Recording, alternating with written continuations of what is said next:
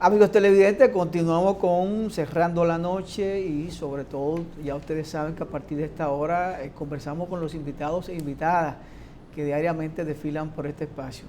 En la noche de hoy vamos a seguir conversando sobre un tema que hemos tocado en otros programas que tiene que ver sobre este anuncio que ha hecho el Poder Ejecutivo de unificar o fusionar ciertas instituciones del Estado, las cuales algunas vemos bien, entendemos que sí, sin embargo otras entendemos que tiene que irse a un estudio más profundo. Nos referimos al caso de la fusión de los dos ministerios de educación, el Ministerio de Educación Superior, Ciencia y Tecnología y el Ministerio de Educación, simplemente el MINER. Esto creo que al final es una gran estocada a una conquista que el pueblo dominicano luchó por ella, logró convencer al sistema político y se instauró a partir del año 2013 y que hoy vemos pues el Ministerio de Educación disfruta de buenos recursos para hacer andar este importante motor de la sociedad y de la economía. Para ello vamos a conversar con el profesor José Veras, quien es catedrático universitario, profesor, para que nos dé una idea por dónde anda esta fusión y qué opinan los sectores intelectuales y profesores sobre este tema. Buenas noches, señor profesor Veras. Buenas noches, amigos televidentes, y buenas noches a ustedes. Gracias por la invitación. Aquí estamos para compartir un poco acerca de esta realidad que nos ha sorprendido, que ha llegado de repente, así mismo, como lo estamos diciendo, como una idea al aire, sin mayores niveles de detalles. No ignoramos que los detalles están, lo que no la tenemos somos nosotros, la sociedad dominicana. Sí, sin embargo hay algo que yo logro ver, no sé si soy yo nada más que lo veo, señor Vera, y es que esta conquista de parte del pueblo, que duró años tratando de conseguirla y que luego de un pacto, si se quiere, político en el año 2012, se logra esta conquista y comienza pues a ponerse en ejecución a partir del año 2013. Y vemos que cada vez el Ministerio de Educación recibe más recursos. Empezaron con 75.000, luego 80.000, 100.000, ya van casi por 200.000 millones de pesos que se tiene que destinar al Ministerio de Educación y nosotros nos preguntamos todo, ¿ese presupuesto se va a distribuir en los dos ministerios? Bueno, hay esas y otras tantas preguntas sin respuestas, porque igual tendríamos que preguntarnos al final, ¿cuál de los dos será el ministro? ¿A dónde van los programas que tienen uno y otro ministerios que per se han sido objeto de mucha investigación, de análisis, de ponderación, de cuestionamiento? Esa inversión que hay en educación, hay algo que no entendemos. Si el ministro de Educación el año pasado reintegró alrededor de 22.000 millones de pesos, ¿cómo es posible que el presidente está diciendo que con esta fusión nos vamos a ahorrar 25.000 millones de pesos? O sea, es casi equivalente lo que acaba de reintegrar el ministro con relación a lo que está diciendo el presidente. Y es bueno aclarar, reintegrar no significa ahorro, reintegrar significa que no lo usé. Por lo tanto, las escuelas nuestras siguen teniendo mucha deficiencia. Hoy día las escuelas deberían tener aire acondicionado en sus aulas para poder trabajar en este clima tan fuerte que tenemos. Pero no solamente eso, el área de educación física se imparte justamente debajo del sol. Deberíamos con ese dinero haber techado la mayoría de las escuelas, haberle puesto agua potable a esas escuelas. Los baños están inservibles de las escuelas dominicanas y realmente no es posible reintegrar dinero cuando hay tanto en qué invertir ese dinero. Por lo tanto, si nos vamos a la fusión, como oigo hablar, en algunos casos el presidente ha dicho que lo que corresponde a la parte de ciencia y tecnología será desarraigada de esta fusión ministerial para dedicarla a otra área, para llevarla a otra área, no sabemos a cuál área, pero lo que estamos diciendo es con eso, no es que vamos a ahorrar, es que vamos a dejar de invertir en esas áreas, porque obviamente no hace sentido, desde la óptica como lo vemos, una fusión ministerial por el simple hecho de ahorro. Porque, ¿qué vamos a hacer con la ley 6697?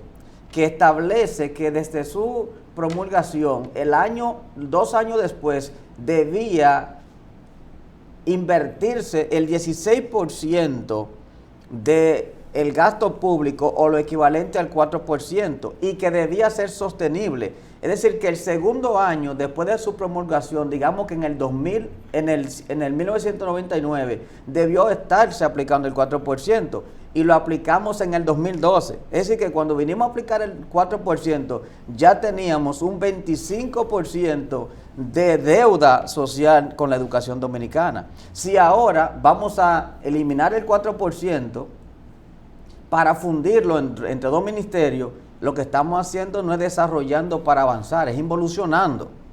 Entonces son elementos que hay que considerar a la hora de esta fusión. Realmente, insistimos, falta mucha información. Hay un acápite de la Constitución que establece la inversión en educación y es constitucional. Estamos diciendo que lo vamos a cambiar, que vamos a soslayar el tema constitucional por una fusión. De hecho, no sabemos de dónde ha salido la iniciativa. Insisto, no tenemos información. Lo que sí sabemos es que la sociedad dominicana está solicitando, exigiendo más inversión en educación, no menos inversión. Vamos a hacer un poco de ciencia ficción. Borremos el tablero. Imaginémonos que la causal no es económica. ¿Es compatible fusionar los ministerios? Bueno, el trabajar unido no es, digamos, no es descabellado en términos internacionales, pero hay de todos. Hay países que no tienen sencillamente Ministerio de Educación. Estados Unidos, insisto, tiene un ministerio que no existe en la teoría, pero en la práctica está, porque cada estado tiene su estructura que regentea la educación, pero también tienen un currículum por estándar y que responde a los intereses de cada estado. Nosotros lo que necesitamos es un currículum que realmente dé respuesta a las regionales en función de sus características, no un currículum lineal que es por competencia, pero las escuelas no tienen condiciones para las competencias. Entonces tenemos un currículum ficticio. ¿Podríamos tener una unificación de ministerio? Claro que es posible, siempre y cuando investiguemos el funcionamiento de lo que tenemos y qué habría que aportar. Por ejemplo, ¿en qué va a aportar la fusión al desarrollo de la educación superior y la educación preuniversitaria del país? Si lo sabemos, yo quisiera escucharlo, pero ¿dónde están las investigaciones que hizo tanto el Ministerio de Economía, Planificación y Desarrollo con el Ministerio de Educación Superior y el Ministerio de Educación Preuniversitaria? ¿Qué estudios, qué investigaciones hicieron para llegar a esa conclusión? No la tenemos. No, justo por ahí va mi siguiente pregunta. ¿Qué nos garantiza que fusionando el Ministerio de Educación, Ciencia y Tecnología con el Ministerio de Educación tengamos mejores resultados tanto en la educación universitaria, en la educación preuniversitaria y en la educación a nivel del desarrollo tecnológico de la República Dominicana? Bueno, obviamente todo tendría que quedarse en el marco de una especulación. Nosotros no podríamos tener información sobre ese particular porque sencillamente no hay un estudio de factibilidad que nos diga que realmente es así. Si nosotros hoy día tenemos en el sistema preuniversitario, tenemos 147 nacionalidades. O sea, tenemos estudiantes en el país, en el preuniversitario, de 147 nacionalidades. Las 3 primeras 10 concentran el 91% de esos estudiantes. Y en la primera posición de los extranjeros están los haitianos.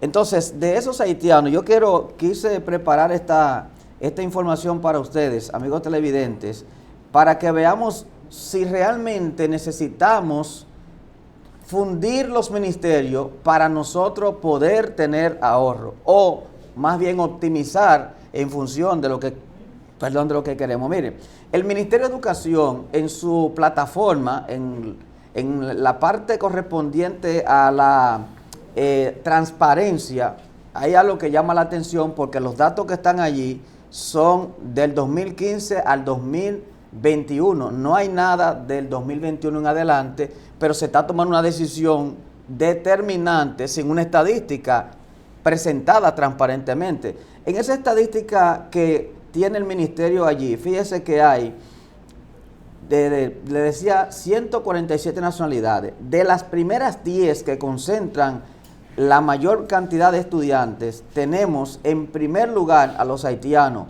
que en el sector público solamente son 93.403 estudiantes haitianos.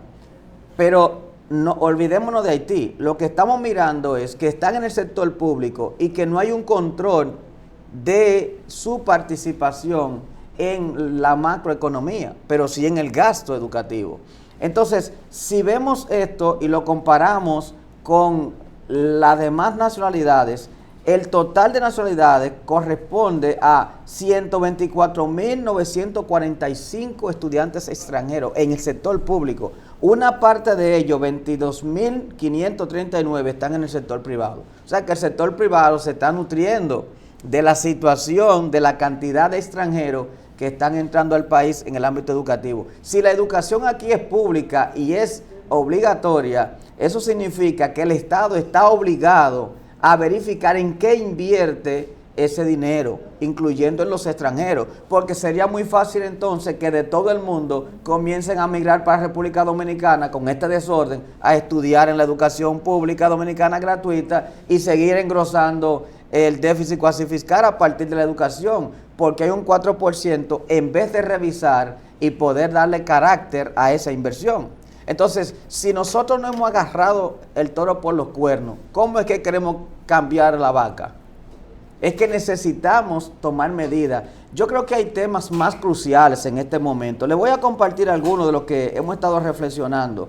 Temas que sin lugar a duda debería darle el ministerio y el gobierno atención. En primer lugar, pienso que el gobierno debería estar investigando la relación que hay entre el bajo rendimiento académico y el fracaso escolar. El gobierno ha estado haciendo acciones para impactar esto. Por ejemplo, entrega de uniforme a los estudiantes, entrega de ayuda económica a los padres, entrega de libros gratis, entrega de tablet, pero al final, ¿dónde está la investigación que nos está diciendo que esas medidas, que esas acciones están impactando el bajo rendimiento y el fracaso escolar? Seguimos teniendo un alto índice de embarazo en adolescentes que están en la escuela y que después hay que sacarla de la escuela, y son aspectos a los que hay que darle atención. La deserción escolar sigue siendo alta en República Dominicana.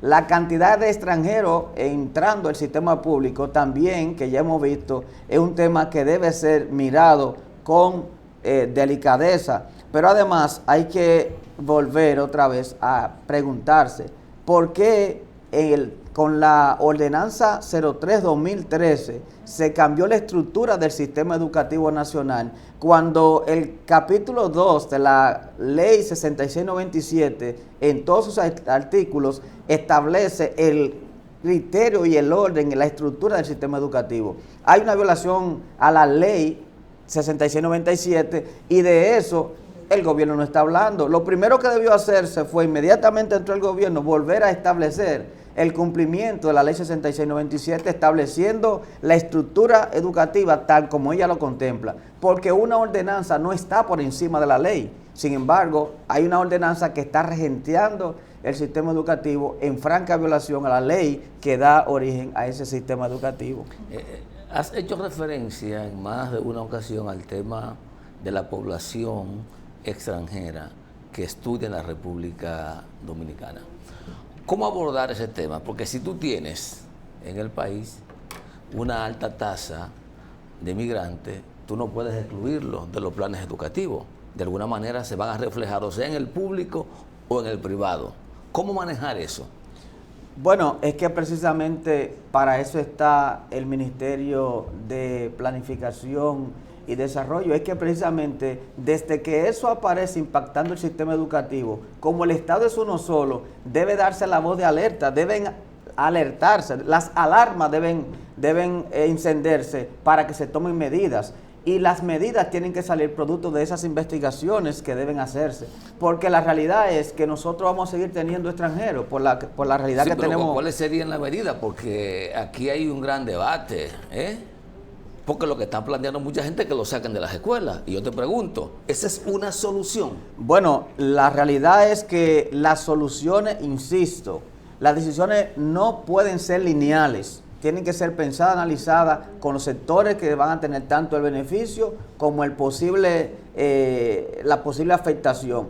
Porque mal haría yo en dar un lineamiento desde mi óptica, exigiendo al gobierno que haga una investigación para tomar una decisión. Yo lo que creo es que la realidad está aquí y esa realidad debe dársele respuesta, pero debe dársele respuesta en el mismo marco de las posibilidades económicas del país, porque hay un momento en que tú no va a ser insostenible.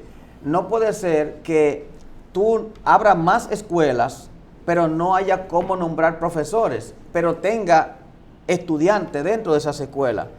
Tú estás diciendo que va a fusionar los ministerios, pero hay escuelas en este momento en San Francisco de Macorís, hay una huelga armada por un liceo que no se ha terminado. Pero la falta de aulas, la falta de plaza es por falta de aulas, plaza para los estudiantes, ¿o no?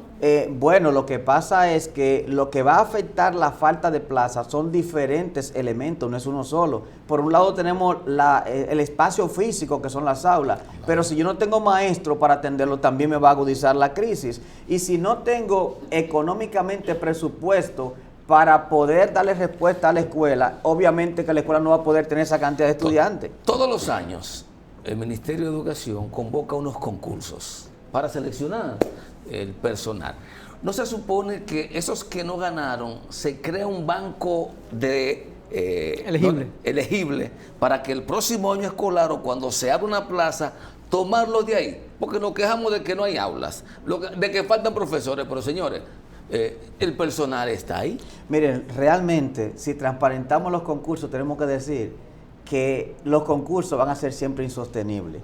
Porque cada vez que tú haces un concurso, el último concurso, el Estado necesitaba 19,000 profesores. ¿Y cuánto? Pero cuando usted le tira número a 19,000 profesores, pago mensual equivalente a unos 48,000 pesos, y lo multiplica por 12 durante un mes, los 280 millones de pesos anuales con un déficit cuasi fiscal, es insostenible.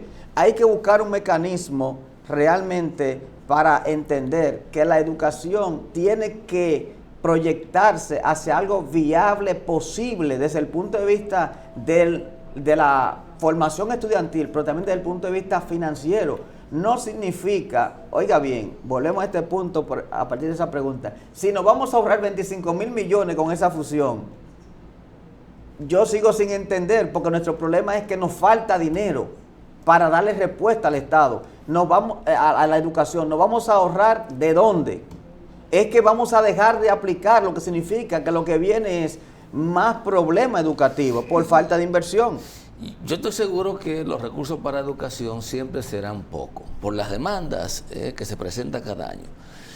Pero también hay una tendencia a querer justificar el tema de que era imposible aplicar el 4% a pesar de que estaba en la ley, porque supuestamente era demasiado dinero y no ha mejorado la educación. Ahora, es un problema, ahora no puedo hablar de falta de recursos en lo inmediato. Pienso que hay un tema de planificación y de diseño de políticas educativas que den los resultados esperados.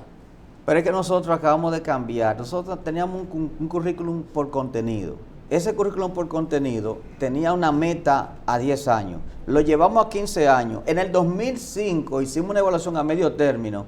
Esa evaluación a medio término que se hizo de esa aplicación dio como lugar, aparentemente, cambiar el diseño curricular por competencia. Pero qué cosa más extraña, que nosotros hicimos un cambio radical de un modelo a otro, Sin embargo, estamos en este modelo y al analizar las diferentes valoraciones internacionales, el estudiante tiene un rezago en su desarrollo. Entonces el tema es un problema de cambiar el currículum, de más o menos inversión, es un problema de modelo educativo. Es que este modelo educativo es infuncional para el sistema, para la etapa del conocimiento, la época del conocimiento y de la información en que estamos viviendo. Seguimos estando con un currículum y con un sistema educativo del 2019 aplicándolo en el 2021.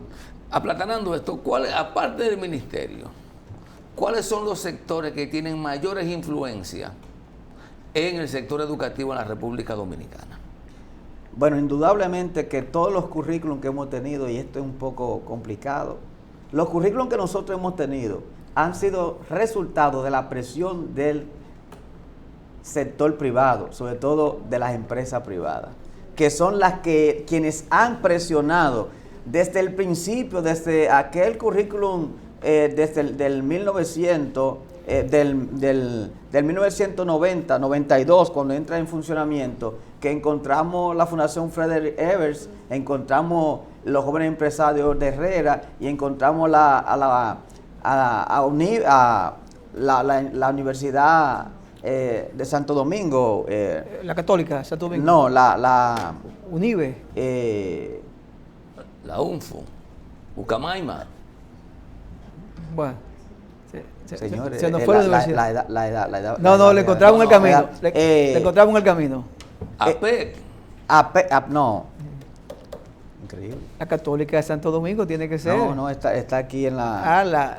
en la Luperón, ahí, por el Parque Mirador del Norte. Ya, del Caribe. No. Bueno, pero le encontramos... Le voy a pasar ahí ahora. Sí. Pero estas tres instituciones, las tres de tipo privada, fueron las que presionaron. La meta educativa 2021 fue la OEI. Fue la OEI. Sin embargo, fíjate que actualmente también el plan estratégico de rediseño de las universidades, tenemos el PNUD detrás, tenemos la OEI, y cuando vemos las reformas fiscales, las reformas que provocaron la transformación de los currículum y de los sistemas educativos desde el principio de la década de los 90, fueron 3 reformas, y esas 3 reformas, las 3 reformas estaban dirigidas a la parte económica. Es decir, al final, todas las medidas históricas que hemos tomado en materia de educativa no han sido para provocar desarrollo social ni bienestar social, han sido para ver el aspecto economicista simplemente. A preparar empleados. Y ahora no es, de hecho, en esa reforma de ese momento se planteó que la meta debía ser que todos los estudiantes entraran al sistema económico y se crearon carreras como economía. Yo digo que a partir de Educa, el CONEP y otras instituciones son los que más se quejan del problema de la educación en la República Dominicana, y por lo que usted plantea, los currículos son ellos los que más inciden en su formación, y quieren responsabilizar a la Asociación de Profesores. Claro, en definitiva, tengo un principio que siempre digo: en la educación dominicana algo tiene que cambiar para que todo siga igual. Porque al final de la jornada, las mismas gente que toman las medidas, que opinan sobre lo que hay que hacer, son los mismos que se benefician del recurso económico, y son los mismos que salen después diciendo, buscando un culpable. ¿Cómo le vamos a cargar el dado a un profesor que está en un aula de que no cumpla con su función para hacer que el muchacho aprenda, cuando la educación es un engranaje que involucra diferentes sectores? Las universidades los que salen graduados de las universidades necesitan un espacio donde desempeñarse, pero obviamente, ¿qué está pasando? Que estamos egresando profesionales y no encuentran mercado. ¿Por qué? Porque las empresas privadas se han dedicado a buscar mano de obra barata, y un profesional no es mano de obra barata. Entonces eso implica que cada vez tenemos menos espacio para que las universidades formen individuos que encuentren realmente un espacio social. Por lo tanto, se sigue agudizando la crisis. Indudablemente yo pienso que tenemos que hacer una mirada responsable como Estado, que no es ornamental, no es difundir no es de fusionar, no es de eliminar, es de hacer un análisis real donde los actores que tienen intervención opinen. No hay vistas públicas sobre ese particular. No se ha consultado a nadie de los pensadores educativos. No hay, la ADP está diciendo ya que no va a permitir que eso suceda y hará todo lo que sea necesario porque es una reivindicación. Tanto la ley 6697 como también el 4% es una reivindicación social y no puede darse una mirada desde una decisión gubernamental al margen de los beneficios o no del Estado. Profesor Vera, tenemos que ir a una pausa con su permiso para seguir con esta interesante conversación. Señores, conversamos con el profesor José Veras, catedrático universitario, ya ustedes lo escucharon, una persona que maneja el dedillo la situación educativa del país, pero tendremos que ir a una pausa para luego conseguir con esta interesante conversación. Amigos televidentes, continuamos con esta interesante conversación con el profesor José Veras, catedrático universitario, como ustedes ya lo han escuchado, una persona que maneja las intríngulis del sistema educativo dominicano. Y pues el profesor Vera en varias ocasiones ha hablado del Ministerio de Economía, Planificación y Desarrollo y la importancia de este ministerio para la planificación y desarrollo del país, de hacia dónde queremos ir y dónde queremos llegar y cómo. Sin embargo, hay algo que no entiendo. Hay una estrategia nacional de desarrollo, se comienza a aplicar el 4% del Producto Interno Bruto para la educación, y vemos que cada ministro que ha llegado después del año 2012 al Ministerio de Educación desconoce los programas, desconoce las investigaciones y cada quien quiere instaurar su librito como que es el genio que sabe la fórmula secreta, exacta para mejorar la educación, y todos van con el mismo ímpetu de querer ser lo que más saben y al final terminan fracasados. ¿Qué podemos hacer, profesor, con ese ego que tienen los ministros de educación en el país?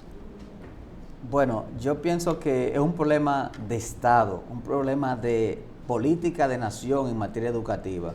Hemos de entender que debemos borrar de nuestro vocabulario el gasto educativo. Es que no podemos seguir mirando la educación como un gasto, sino como una inversión social. Me gusta el planteamiento que hace un catedrático de la Universidad de Berkeley, que él es decano, y él habla del bienestar social como esa posibilidad que tienen los ciudadanos conjuntamente con el acceso al desarrollo educativo, también el acceso al desarrollo económico.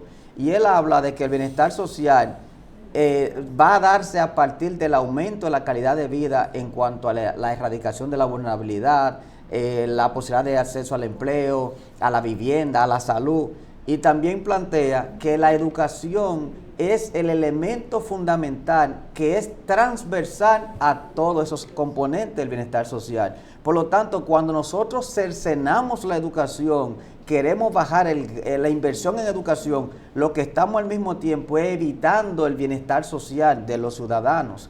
Nosotros tenemos que revisar muy bien lo que estamos diciendo.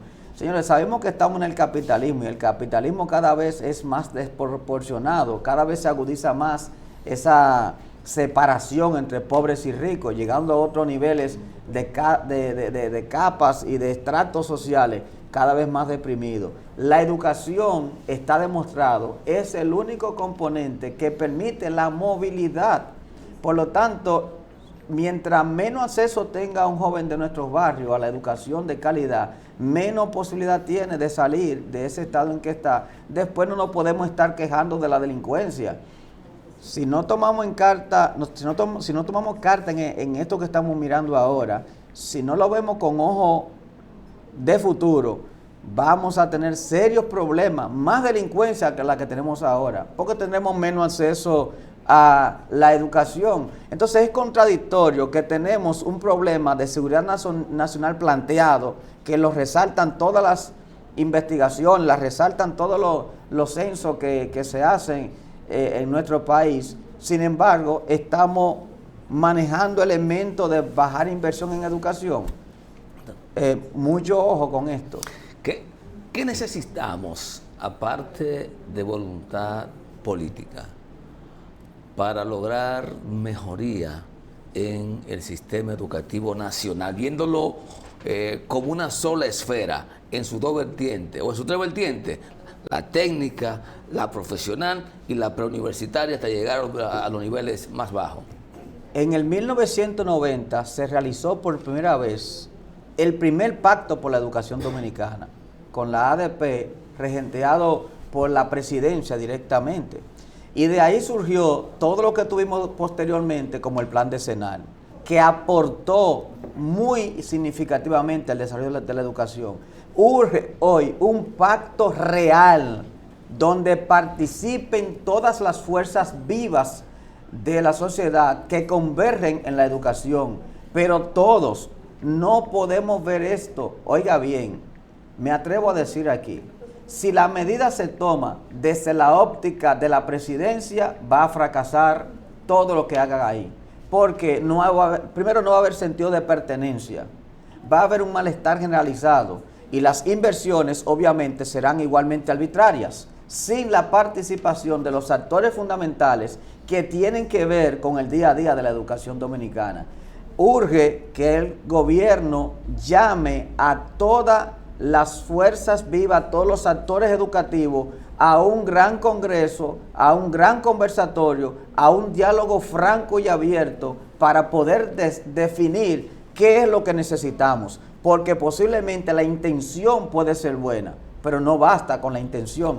En educación debemos tener planificaciones e investigaciones para tomar decisiones. Profesor Vera, ahí parece un componente que quienes hablan de la fusión no han tomado en cuenta, y es la sindicalización que tiene la educación básica del país a través de la ADP. Claro. Las universidades no tienen sindicalización, a excepción de la UAS. Así es. Estamos hablando que de una fusión va a haber sindicatos en todas las universidades del país. Claro. Sabiendo la oposición que tiene aquí el sector empresarial y las altas élites a la asociación o la reivindicación de parte del sector obrero.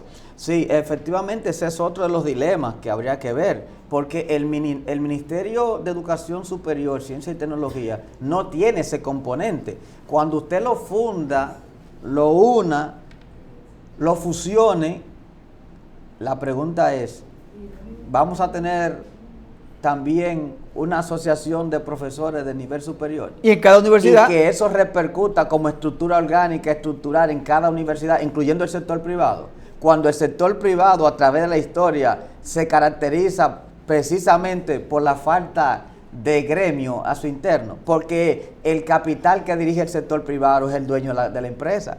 O sea, es que los medios de producción no están en manos del pueblo en el sector privado. Entonces, ¿de qué va a pasar con esa realidad? O sea, hay tantas preguntas que yo pienso que me da la impresión de que no se ha repensado tan bien la decisión que se quiere tomar. Sin embargo, yo no descarto, porque recientemente estuve escuchando la Asociación de Rectores de Universidades de la República Dominicana, que al principio dijeron no tener información, ahora dicen que ellos están dispuestos a colaborar siempre y cuando se mantenga el desarrollo y no se afecte, y que dónde va a ir la ciencia y la tecnología, que se está planteando llevársela a otro lugar que no se sabe hacia dónde. Esos niveles de cambio del discurso de la Asociación de Rectores de la República Dominicana me deja un poco sorprendido, y me pregunto si realmente, ¿será que solamente nosotros, el pueblo, no hemos sido convocados, pero que ya hay acuerdos para apoyar esto? Pregunto, yo sé que los ministros de turno responden al gobierno central, pero Franklin García Fermín es rector de la universidad, con muchísimas luces y conocedor al dedillo, con una estructura muy buena de profesionales también que le acompañan. Hoy lo escuché decir que va a esperar tener más informaciones para fijar su posición. Pero, por otro lado, el ministro de Educación no ha dicho nada. Me preocupa porque tanto el gobierno central como los ministros son nuestros representantes en las diferentes áreas y en el área nacional para dar respuesta a nuestras necesidades. Pero este silencio también me preocupa. Profesor Vera, disculpe que en el caso del señor Franklin García Fermín, él fue categórico al principio en sus declaraciones a una oposición a esta fusión. Parece, usted sabe que como ministro lo llamaron, le mandaron un mensaje y bajó un poquito el tono y simplemente dijo que no va a inmiscuirse en ese tema para no interferir. Así es. Para no interferir. Pero en el primer momento dijo no haber sido consultado. Pero entonces, en definitiva, lo que se sabe hasta ahora es que la decisión es meramente económica. Es lo que ha dicho el gobierno central en su alocución en la semanal. Y no lo dijo él, lo dijo el ministro Vicente. No, el ministro Simon Freud. Bueno, sí, de personal, de administración y personal. Sí, Simon Freud fue el que dio la información pública y habló de que el ahorro serían los 25 mil millones anuales a partir de esa información. Es lo único que se ha dicho hasta este momento que sería un beneficio. Bueno, también se han hablado teóricamente de mejor distribución del gasto público en materia de la educación, fusionar para fortalecer los planes y programas. Mire, cuando usted me dice a mí, insisto, que va a ahorrarse 25 mil millones, yo lo que pienso de una vez es que van a haber menos becas, que van a haber menos... Yo no pienso en que va a haber menos viajes de los funcionarios. Yo no pienso en que va a adecuar los salarios de los funcionarios. Yo no pienso en que va a haber menos gasto en combustible, que van a bajar el cilindraje de los vehículos que utilizan, que van a bajar la desproporción de las seguridades que tienen. No, nada de eso. Entonces, porque eso es gasto público y eso es lo que deberíamos impactar. Si no somos un país tan rico como creemos, porque lo está diciendo el déficit cuasi fiscal que se agudiza cada vez, los préstamos constantes, la presión fiscal, porque la reforma fiscal nos está diciendo que hay problemas financieros. Entonces, yo no descarto que todo pueda ser visto desde la óptica del mejor manejo de las cosas públicas, pero no en detrimento del bienestar social de la población. Sin embargo, yo creo que hay que reflexionar en algún momento y entender, por lo que uno está observando, primero, que la democracia no es una mercancía. Lo primero, usted puede decir, no es una mercancía que usted la valora por lo que cuesta. No puede ser así. Lo segundo, el Estado tampoco es una empresa. Entonces son dos premisas que deben tener pendiente los políticos en la República Dominicana. El Estado es mucho más que eso. Y la democracia es una forma de convivencia. Eso es lo que es la democracia. Y el Estado es el garante de esa convivencia que procura que el bienestar de la gente, Giovanni. Claro. Y la educación es parte del bienestar. Pero lógico, pero de hecho, cabe preguntarse, ¿por qué hay un énfasis en fusionar estos dos ministerios, donde hay un 4%, pero no hay una toma de decisión para evitar la evasión fiscal? Que mucho dinero sí obtendríamos por ahí. Pero ¿por qué la educación? O sea, ¿por qué golpear al pueblo con la toma de decisión al que no tiene acceso a otra cosa que no es la educación? Fíjate que el sistema de alimentación de las escuelas tiene que ser revisado, pero vamos a dedicarle espacio a eso y vamos a ver cómo podemos hacer que nuestros niños se alimenten mejor, porque ya sabemos que eso impacta el rendimiento académico. Entonces vamos a ver ahí, vamos a ver la condición en la que están nuestras escuelas, vamos a evaluar a los maestros y vamos a tomar las decisiones que haya que tomar, pero con criterios de investigación. Vamos a dotar a las escuelas de más psicólogos y orientadores, porque tenemos un problema serio con los problemas de la salud mental en el país y la educación es clave para eso. O sea, hay muchos más temas de interés nacional del país que deben ser tomados en cuenta. ¿Por qué dilatarnos tanto y por qué entrar un ruido tan grande como este a quemarropa de una posible reforma fiscal y de una posible reforma constitucional que está ahí? ¿Por qué abrirse tanto frente? No entiendo yo desde este litoral por qué Obviamente algo tiene que estar detrás de todo eso, pero quisiéramos llamar la atención a que con la educación no, por favor. Con la educación no. La educación es un derecho de nuestro país y el sector privado se beneficia de ello. Miren, ¿qué cosa debería el gobierno tomar en cuenta? Yo soy partidario de que un muchacho que sale graduado de una universidad, que va a trabajar al sector público, en caso de educación, tenemos una realidad, sale del sistema universitario, entra un año al sistema educativo y al siguiente año tiene una beca para estudiar, cuando ni siquiera ha puesto en práctica lo que ha aprendido, para confirmar en la práctica lo que él sabe, y que a partir de lo que él sabe, entonces luego puede investigarlo. Se justifica tener una maestría, un derecho a una beca de maestría, pero estamos haciendo esto con pocos criterios de calidad. Entonces son de las miradas que sí debería estar dándole el gobierno a las cosas del sector educativo. Profesor Vera, vamos de verdad a agradecer su participación y sobre todo sacar su tiempo para este tema tan importante, tan interesante, transversal a la economía, transversal al país, como usted acaba de señalar. La educación significa reducir la brecha, significa reducir la delincuencia, tener mejores ciudadanos, más educados, más decentes y sobre todo mejorar la economía. Así que muchas gracias.